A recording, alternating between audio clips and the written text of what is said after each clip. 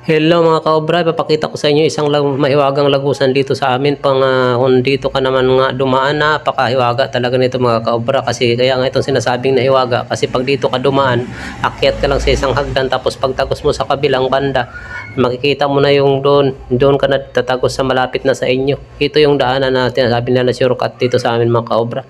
Kaya yung iba hindi na umiikot sa kabila. Ikaw ba naman na umiikot ka pa sa kabila, napakalayo pa yung inyong papuntahan. Dadaan ka pa sa isang bayan, samantala dito tatagos ka lang sa isang mahiwagang lagusan, yun na yung inyong papupuntahan. Basta importante dito, maano ka lang, magaling ka lang umakyat dito sa hagdan, walang problema. Ayan na siya mga kaobra, tinan mo yung dalawang alin nagbababa ng kanilang panindaan, yung kanila palang pinambibili. Ayan, libre itong hagdan na ito mga kaobra, basta magaling ka lang umakyat dito, libreng libre ito. Kaya nga ako, aking sinubukan kung talagang totoong mahiwaga itong hagdan. O nga naman, mahiwaga naman kasi pagtagos mo, nandun ka na sa iyong papuntahan. Maraming salamat at ingat kayo dyan palagi.